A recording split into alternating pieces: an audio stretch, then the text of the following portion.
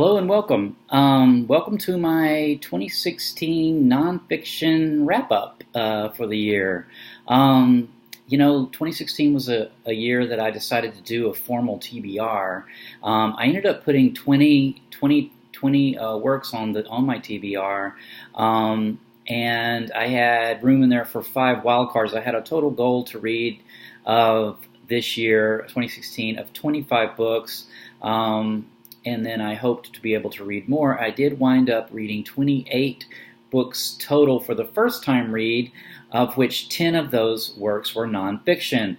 I am still reading, of course, in 2016. December is my a month of rereads for me, so I will have a different wrap-up for the month of December based on the books that I am rereading this month. But for these 10 nonfiction works, I just wanted to do kind of a brief wrap-up of them. Each of them have a book chat that I've done throughout the year that I will link to in the comments.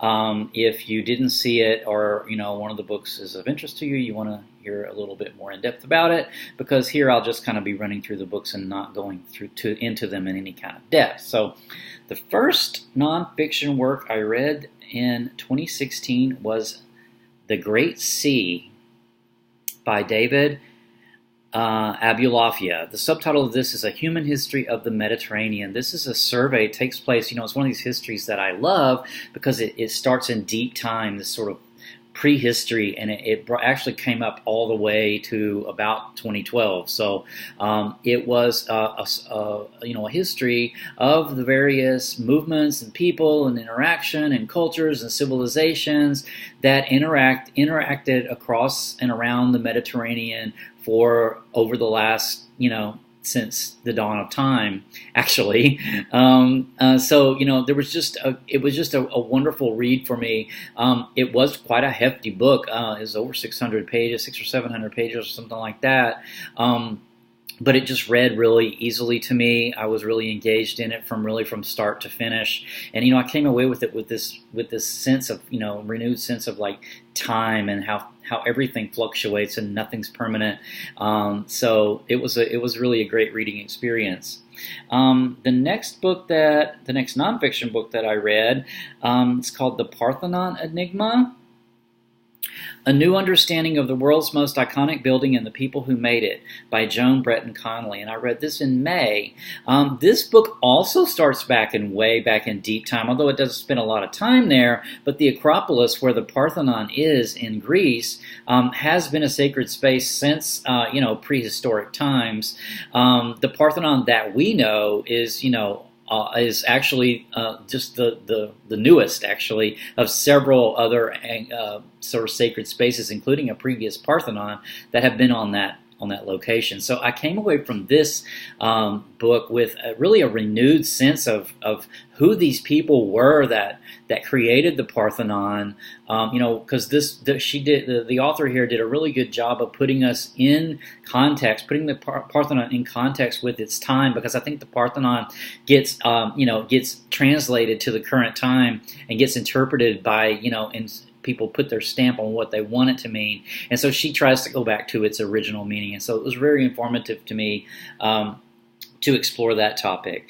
Then the next nonfiction work that I read is called The Horse, the Wheel, and Language: How Bronze Age Writers from the Eurasian Steppes Shaped the Modern World by David W. Anthony. And I read this in July of 2016. So this book is another one of these deep history things, starts back thousands of years ago with these Proto-Indo-European speaking people that, their language, because of their migrations, both east and west, their languages, the descendants of their languages exist today from Ireland all the way to Western China. English is a Proto-Indo-European language, and also all the way, down like to India and Iran. Those are Proto-Indo-European languages. They all share this common root back with these people on the Eurasian steppes that, invented the wheel and domesticated horses. So this book really informed me in a lot of ways, and I've referred to it in several other videos, all the way from, the movie Arrival to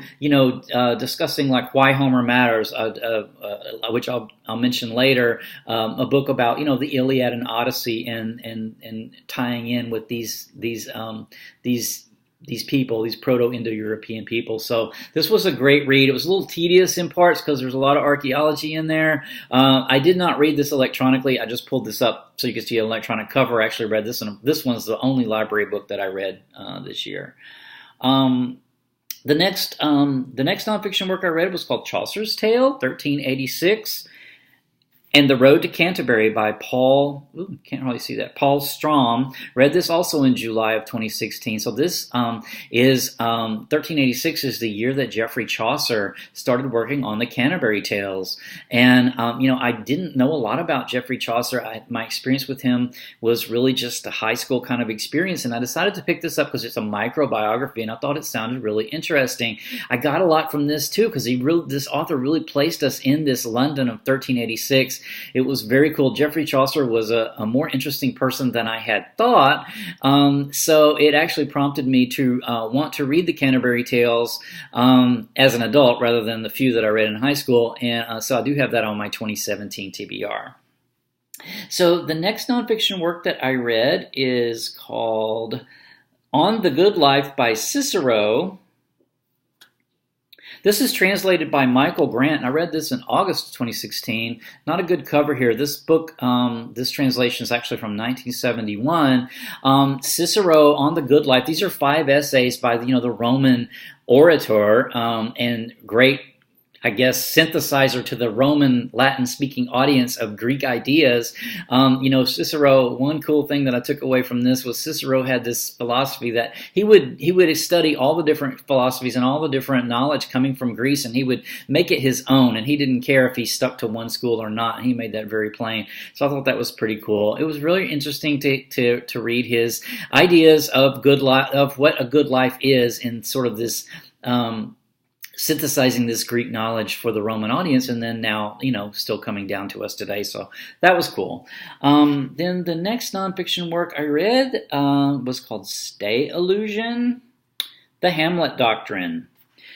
This is by Jameson Webster and Simon Critchley. I also read this in August. This is not a very nice cover for this work, but what this is this pair, one of these authors is a psychoanalyst and the other one is a philosopher. They're academics, and they take the play The Hamlet by William Shakespeare, and they sort of analyze it through the lens of psychoanalysis and philosophy. This was really it wound up coloring my whole idea of the play Hamlet, that I had never really engaged with the play quite on this level until after I read the book. After I read this book, I went on then to read parts of the play and also to watch the movie version of the play, with the one from the 90s that had Mel Gibson and Glenn Close in it and Helena Bonham Carter.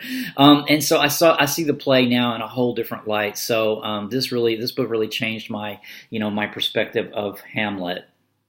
The next book I read, nonfiction wise, is called Gulp Adventures on the Alimentary Canal by Mary Roach. I also read this in August. So I wanted to read this book because Mary Roach is a well-known science popularizer, and so I had always heard good things about her books.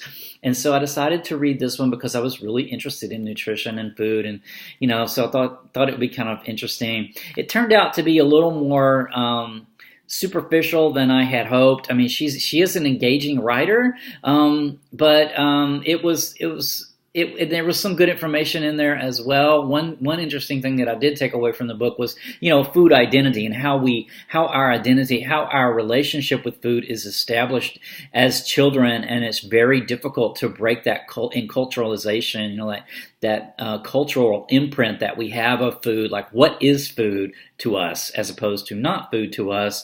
What is good food to us? What is comfort food to us? All transmitted culturally. So, that was pretty cool, and that was an interesting takeaway that I took from the book. So the next nonfiction work that I read actually is an actual book, The Glorious Art of Peace by John Giddings. From the Iliad to Iraq is the subtitle, and I read this in October of 2016. This book is a survey of really, the art of peace throughout time, mainly focusing on European history and a bit of Chinese history. Really, one of the cool sort of things that I have taken away from this book that has stuck with me is this switching of ideas of, that we are in a state of peace. I think the default a lot of times is that war is the default and peace is the thing that's, the state that's in between wars, instead of wars being the aberration. And so, this book explores a lot of topics like that, like how war is still glorified. Like in a bookstore, there are rows and rows of books about war, but very few books about peacemaking. And, this book explores sort of why. It also explores efforts at peace all the way from the Iliad, and then even, like the United Nations, League of Nations, and how the failures of peace sometimes are not, they're just discounted as like, well, humans are violent and there's always going to be war, so, we can't expect otherwise. And he's trying to make the point, yeah, we can't expect otherwise and we should all strive to. So it was a really good book. I took a lot of good stuff away from that book, and I am extremely glad that I picked it up and read it. So then the next nonfiction work that I read is called Why Homer Matters. I read this in November. This is by Adam Nicholson. This author really, you can tell, really loves the Iliad and Odyssey. He really places the Iliad and Odyssey in their time when they were actually oral stories, and then when they were actually written down. And he really did a good job, I think, of putting these stories in context with the people the Bronze Age type people that really came up with the stories. And now I kind of understand why I've always rooted for the Trojans to win, because I feel like they're a little bit more civilized, a little less violent than the Greeks in the Iliad.